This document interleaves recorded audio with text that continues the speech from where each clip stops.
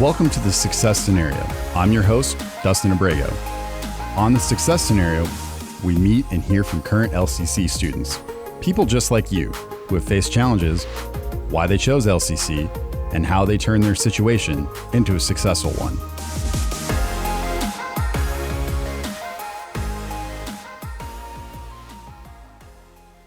Hello, and welcome back to the Student Success Scenario. This week, I am joined by... My name is Martin Goodwin IV. Awesome. Well, thank you, Martin, for joining us. We're doing this in online WebEx, so if you sense a delay or whatever, don't adjust your ears. You're in the right place. You're tuned in the right show. So, Martin, tell us about your journey and where you're at LCC, where you've been going, where you're planning on going. Catch everyone up. What's going on?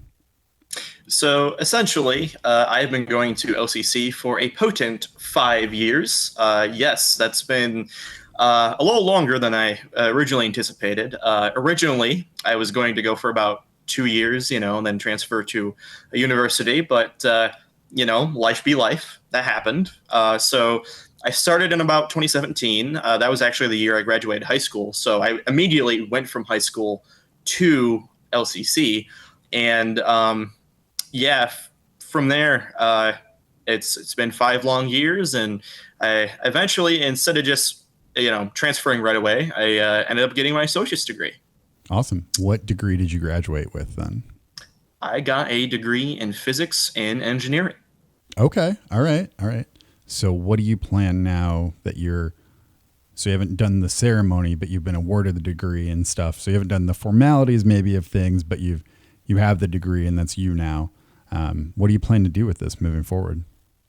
The main thing I'd like to plan with this is, of course, make money, as everyone does, is make money. But I just, in all seriousness, what I would like to do with the degree is eventually transfer to a university, possibly Michigan State University or anything around my local area, which, by the way, I live right near Lansing. So 30 minutes away, but still, I consider it the Lansing vicinity, I guess you could say.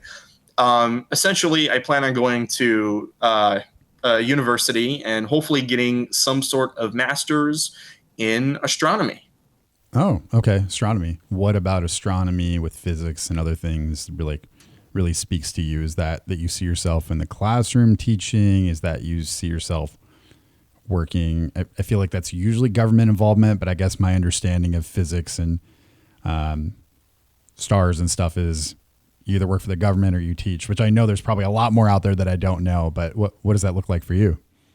So in terms of originally getting a associate's degree in physics and engineering, the reason why I ended up going that route is because there are a lot of structures within astronomy, and I don't mean physical structures, but I mean like the overlying arc of how astronomy is layered. You can do a lot of physics work within astronomy. So the first thing I decided to do was go into something that was more math heavy, which I know would turn a lot of people away, and I don't blame them because math does not speak to everybody, but I like math. Math is fun. Yes, I said it, I'm a nerd. And one of the things that I always loved about astronomy as a kid was looking up and seeing stuff that was basically as big as our sun, maybe even bigger, but just as these little specks of light. And I'm thinking to myself, like, well, why are they so far away? And I always pondered the curiosity, like, man, we really live in a big reality, like so big that our mind can't even comprehend. So I gravitated towards that. No pun intended with the gravity. Smooth. But very smooth. 8 out of 8. But yeah, no, I've always loved that. And so, LCC being a community college, they when it comes to astronomy stuff, they have a really cool planetarium and everything. And of course, I've taken the astronomy course. If I want to go into astronomy, that'd be one thing I should surely take. And I loved it and everything. But if you really want to get something that's more astronomy centric, going to something like a university like Michigan State or even the University of Michigan, they have more astronomical centric programs and everything. So just starting out at LCC, I just went with the tried and true physics. And as you go, as they say, as you climb up into your degree hierarchy, I guess you could say, you start narrowing down, your pathway there. So basically, I'm narrowing it down to astronomy. So to sidebar that, like, I love that. I can see the passion. I can see you talking about it, how you get energized by that. And that's great. Because that's what, whenever I work with students, I always want them to be the comment of go for your passion and stuff. Like, I think the question on face value is flat. It's an important aspect and people are asking because they care, which is huge. But when passion becomes your work, people hate it. So for you, though, I feel, I don't know, I'm guessing that those around you, while they would be supportive of you, people usually go, well, like, how are you going to make money off of that and other things? How did you feel pushed away from going towards that path, even though I can tell you're really excited about it, which is awesome, in astronomy and physics and all those things. Did you feel, though, the push, pull, the gravity, I guess, of the situation towards doing that as a career, though? Like, it's a super cool interest and clearly you're passionate about it, but did you ever feel pushed away or pulled away by what people are saying of, like, how are you going to make money off of that? Like you kind of indicated. Yeah. So for the longest time, to tell you how long I've been going to LCC, when I had astronomy, my professor, I don't know if you've met her. Her name's Teresa Schultz. She was the professor before they got the newer instructor in there. I don't know his name. Apologies if he's listening to this podcast because I feel bad now. But effectively, she always told me that, and this is a wise way to look at it. Astronomy is a very narrow focused field, and that a lot of the people that you normally go into it either end up being like a professor, or they just essentially work at universities and they just do a lot of research. And that's essentially what astronomy is. It's just like a sandbox, right? You go in and you're like, all right, I can use this telescope and I can look at this nebula. And why does it emit the radiation that it does? Why does it emit like this and that? And that's ultimately, she said that's awesome, but she also gave me some advice that said, start off with physics initially, because everyone is calling for engineers. I mean, that's the thing. Engineering is big right now. And so if you at least start out with that, as a backup, I might, hey, you know what? There's a huge subsect of engineering that's dealing with aerospace, which is as close as you can get to astronomy as you can possibly get. So from there, like, engineering and I sometimes go round and round. I overthink a lot of stuff. So if I make like a helicopter or something, sometimes it doesn't work out the way I intend to. But astronomy is something I really want to do. But there's also that aspect of, okay, what I also want to have that backup option in mind. So having the thought of, okay, I can do aerospace. I mean, it's not, I need to get adjusted, but to me, I have some backup options in mind. So overall, yes, I would love to do astronomy and everything, but I also have a thing in the back of my head that says, okay, well, if it doesn't work out, then maybe I can do this. And that kind of just stems from what my astronomy teacher told me. Wow. That's some really solid advice that you're going to be carrying forward, I can hear. How did you prioritize yourself as a student to become successful? Because if in your time here, maybe balancing like work life, personal life, other things like that, to go towards a degree that is, it's a hard science, right? Like, I might work with students and it's more of a social science. I'm not saying one's hard or easier. That's not what I mean, but you do math, you do physics. Those are things that are, this is this, with formulas and stuff. I work with people. It's much more fluid and kind of like all over the place. How were you able to prioritize yourself to do that type of work while also maintaining the other aspects of your life, like personal, social, family, whatever that means for you? So what I can say is, and this is going to sound completely weird, I don't. And I know, like, that's, it's not like the satisfying answer to say, well, I do this, or I meditate, or, I go eat a bunch of Subway or whatever, like, there's nothing that I do that causes me to balance, because I'm going to tell you something. My life is constantly changing. I'm going to be very transparent. I deal with mental illness issues, Sure. or not issues, but I deal with anxiety. I Mm-hmm. deal with ADHD. Mm-hmm. And over the past 5 years, I have been kind of in a constant like balance of trying to figure out, okay, how can I present the best of myself without, making my life go into whack? And it's been a very difficult road ahead.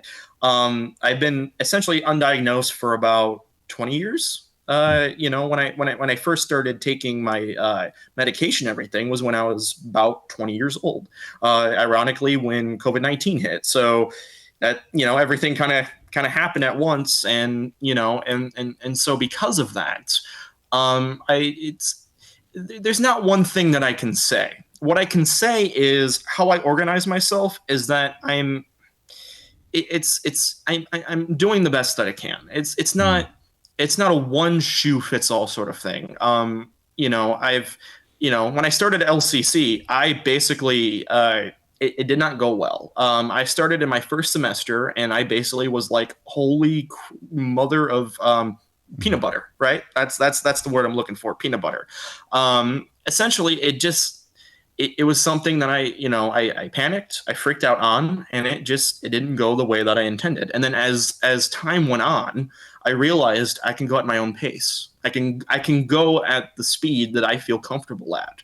So if I was ever going to give someone a pair of advice, I would just say, go at your own pace, do what you feel is best for you, and know how to work around yourself sometimes, because sometimes we have things that may we think of as hindrances, but it can also be a really really cool thing that we don't really think about. It's just essentially just be yourself. I think that's what I'm looking at in forming all of this together. Just be yourself, do what you feel is great. And I understand that's like probably like like like less of a general answer than I could give, but it's just I can't really put it into words. It's, for me at least, it's a process. Mm-hmm.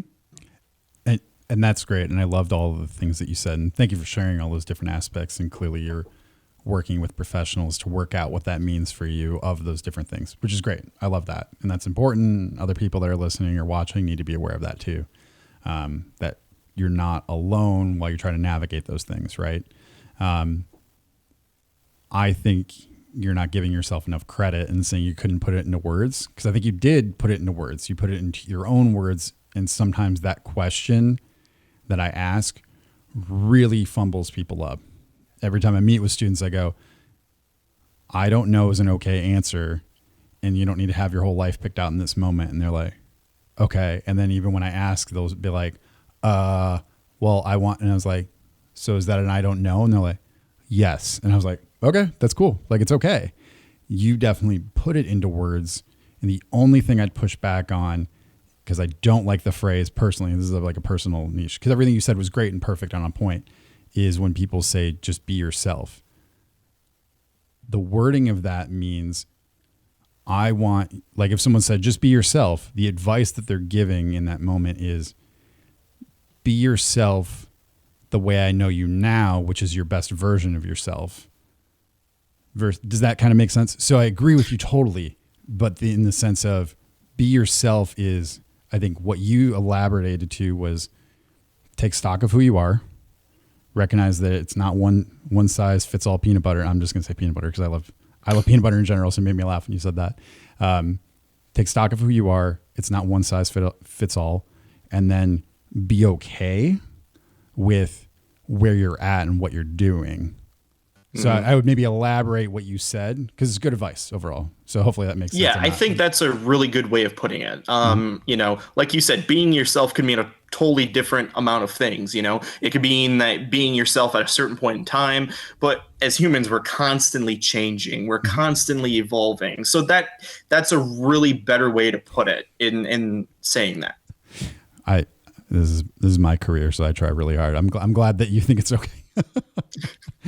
So if you were to, so we kind of talked about prioritizing yourself, and we talked about how taking stock of who you are, working on things, making sure that if you need to, connecting with professional help and what that means overall. Love that. Awesome. What's something that you're proud of in your time of being a student that you can point back and either, you're going to brag about in an interview, in an application to get into a program of something.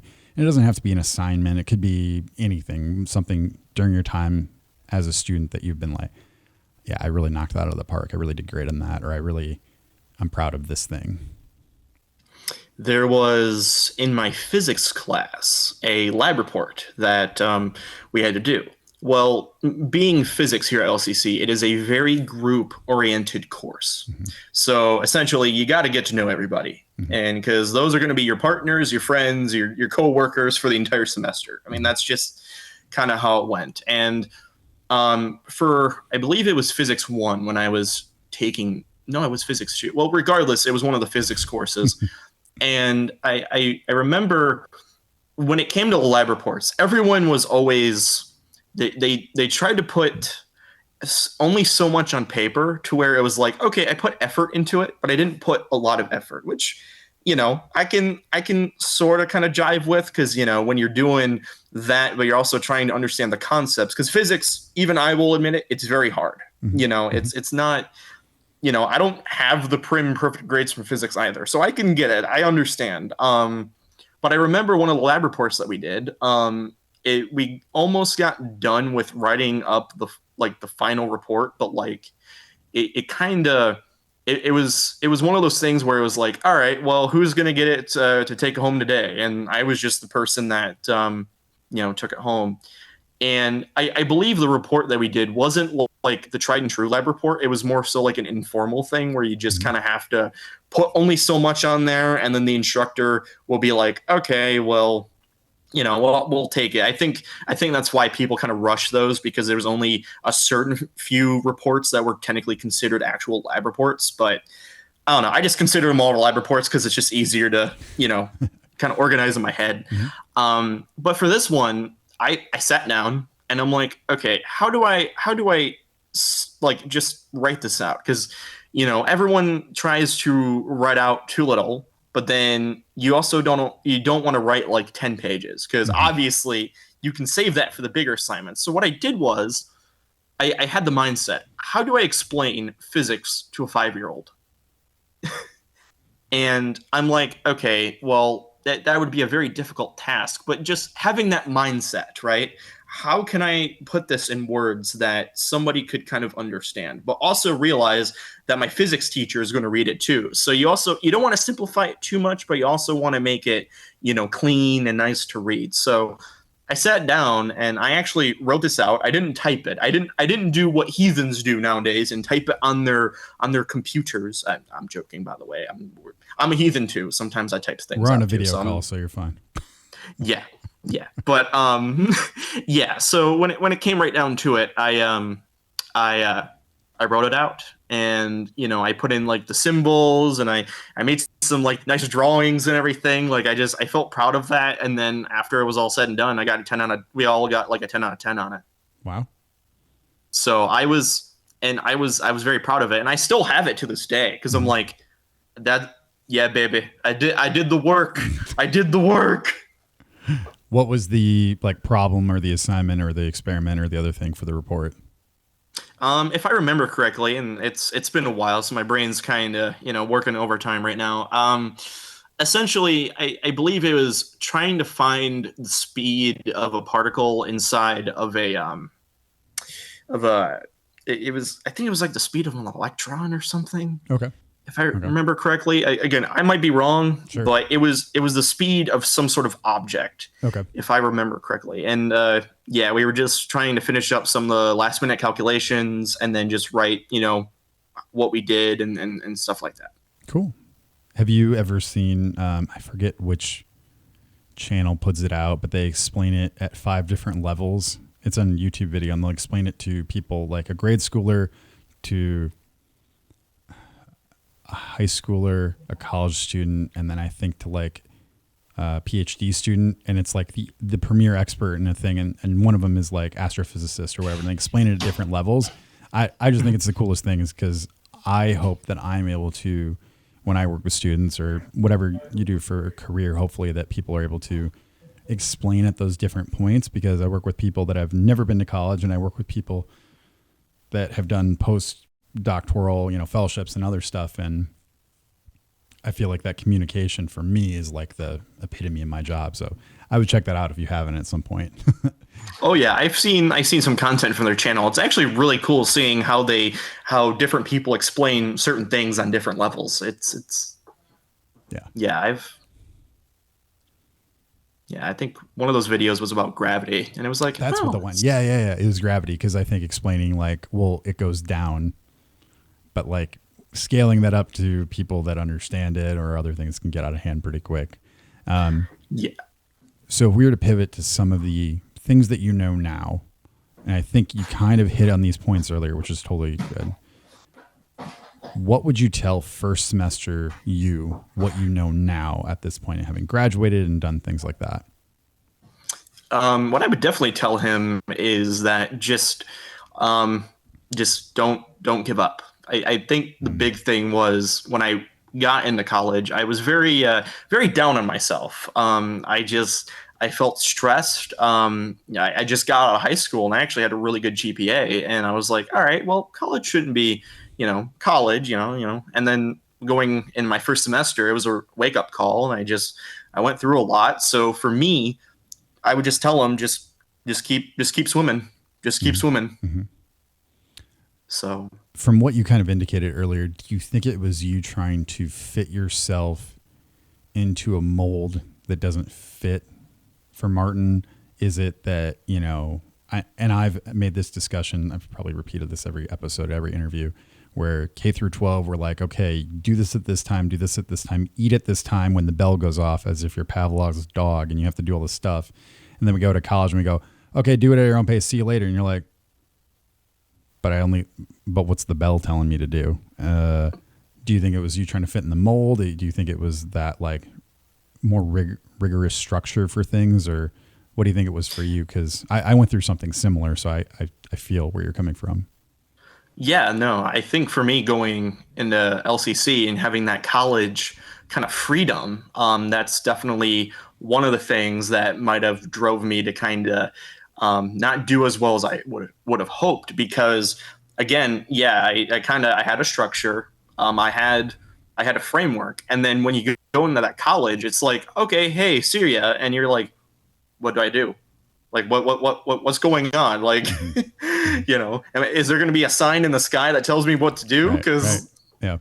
Yeah. So yeah, I think part of it was just that lack of structure. So I had to figure it out on the fly. That's basically how, I had to wing it, and winging sometimes is not my style. So, it took a lot for me to realize, like how do I go about certain things? And, I had to basically find myself in a weird way, because I always followed a template, and to me, because that was like the easiest option. So now 5 years later, I still kind of sort of follow a template, but it's becoming more adjusted to me. Would you change that experience knowing what you know now? Because for a while I was like, because it took me 5.5 years for my bachelor's, because like I didn't know what was going on, and I like had ADHD, some other stuff of like whatever, and it's just like and being able to fit into the mold that I found for success to move forward, to help me graduate, get my master's, do other things and whatnot. It can somewhat be challenging that I felt that I wasn't on par. And that's something that I come with other students where they're like, well, people my age are already X, Y, Z, this level, this thing, this life point thing, right? And when I was in grad school, I really struggled because there were people that were the same age as me, but they had already graduated and were my supervisors. But then I had this like weird, like, am I good enough? Like type anything, like, oh, I fell behind. But now I know that if I had somehow been able to meet that level, I would have fallen from that point then, versus earlier where I fell. I didn't get fired from my job or kicked out, but like, I got close a couple times with classes. So where I'm going with any of this is, would you have changed anything? Or do you think that experience helped develop who you are now, and that's the more valuable thing? the when you mentioned that changing something about the past and wishing that you were on a certain level, there was always points in my life where I felt like, or at least the past 5 years, where I was like, okay, I got to keep up. I got to keep up with people. I got to keep up and keep going because they're obviously out of community college and they're going there. So why can't I? And the more I thought about it, the more I'm like, well, if I were at their level and I dealt with the same things that I dealt with 5 years ago, and at that point, I would, yeah, you basically would have fallen off Mount Everest, and I would have, yeah, it's a tricky situation because obviously, yes, there's a part of me that'd be like, of course, I mean, of course, I'd like to do that. Like, not to pivot here, but a good example is I was in grade school, or actually, no, not grade school, but like end of my middle school, near high school, and there was students who were going for a test to get into algebra, early algebra, because that was a freshman course. But some eighth graders, if you took a test, could actually get into the course early. So, and for me, I was like, all right, I don't really have that motivation because I feel like I'm going to kind of panic a little bit, because it's early math, it's stuff that I probably, haven't seen before. Well, other students were doing it. And I'm like, all right, I'm jealous now. I'm getting competitive. So might as well go in. And I went in and I remember, and this is just my memory, but like I remember just guessing on the test. I remember guessing, not being sure and thinking, all right, well, I'm probably not going to do good on this test anyways. I guessed and I actually got a 9 out of 10. Wow. Yeah. I had two feelings that day. Uh-oh. One was excitement,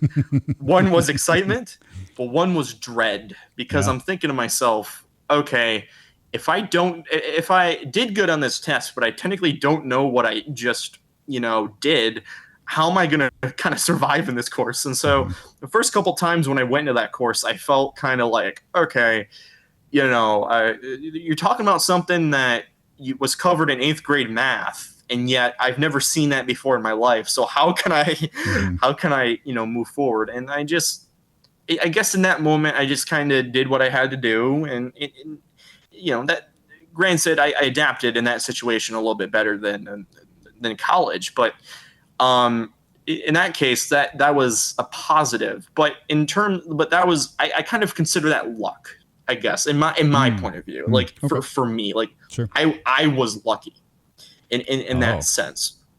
I feel like, but in the sense of doing the same thing, like if I had a similar situation where I could get on the level that I wanted to be in community college, I feel like there wouldn't be as much of a safety net. I feel like being in school, being in like public, like in that situation, I felt like I had some sort of safety net. I don't know why, right, yeah. But I felt like I had something to kind of come down on.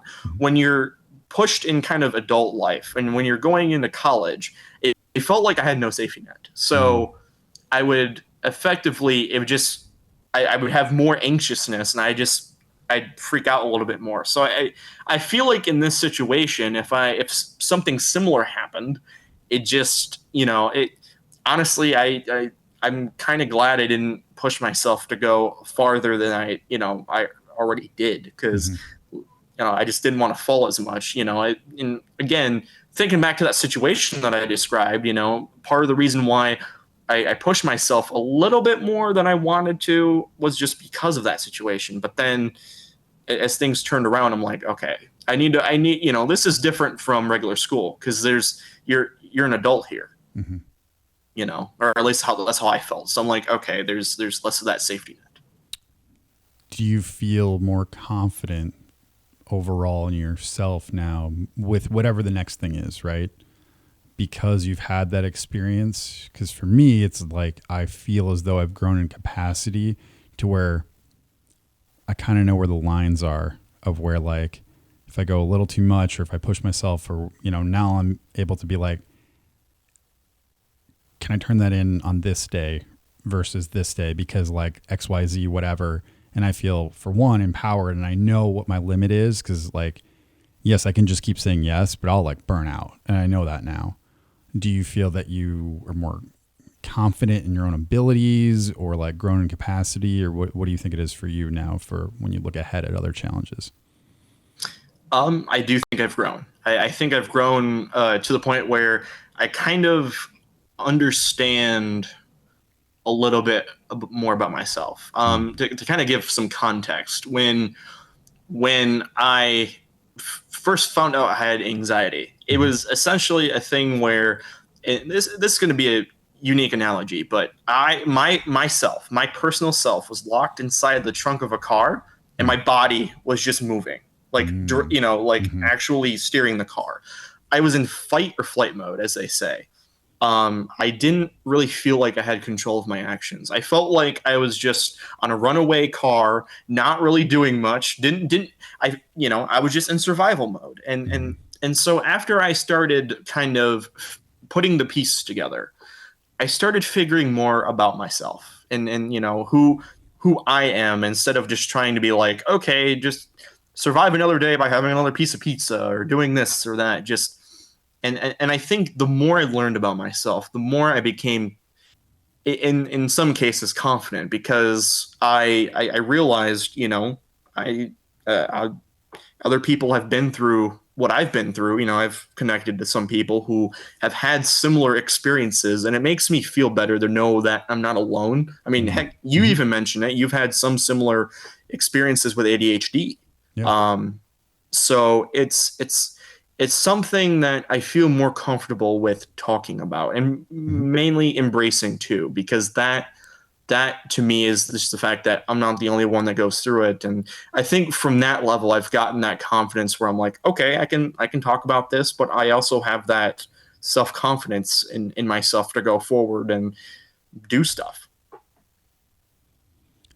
What would you tell others that are thinking about starting college, or maybe even we have many students here that come back after some time? Maybe they had a similar experience like you, but then they had to leave and they're thinking about coming back, or even the people that are thinking about starting that, it's been students I work with 10, 20 years since they've even went to school. What would you maybe tell them from your experience and your perspective? What I would say is you're never too young to go to school, or never too old to go to school. Really, of course, I'm not a financial guru. I can't tell you, like how much, student loans and stuff, they cost money. That's just how it is. I'm still paying off my loans, but what I can say is, that education is very important. Education in of itself, that knowledge, that ability to have that, ability to be like, hey, look, I learned this in this class, so now I can use it in some sort of way that I never knew about before. You learn something, you just kind of brush it off, but then it's like, oh, I can kind of sort of use this. Okay, I can jive with that. So what I would say is it's never too late to go back to school. I'm 25 right now, or going to turn 25 in a couple months, and I'm a little bit later to the party, so to speak, but I'm still going to be going to university at some point. Even if I'm 30 and I'm still going for my master's, I mean, so what? Things take time. People take their own pace, and I think it's important to realize, yeah, we have our own ways of going about things, and just do what works for you. You're never too young, never too old to learn something, and I think that's very important. Awesome. Well, thanks much, Martin. Really appreciated your insight of what's going on and stuff, and looking forward to hearing where you end up and telling me, I wish I knew more about the stars and other things of what's going on. So thank you so much. Yeah, no problem. Thanks for having me on.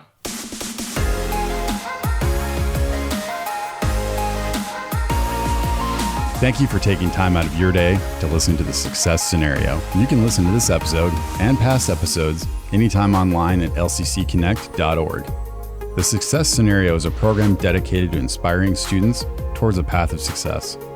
I'm Dustin Abrego, and if you're a current LCC student with a great story to share or know someone with a story to share, connect with me on Twitter or at LinkedIn at Dustin Abrego, Abrego.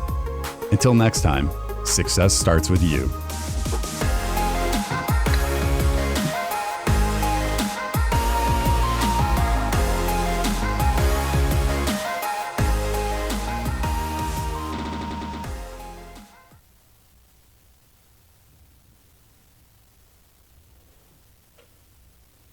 Okay, cool. We're not recording anymore. Hello.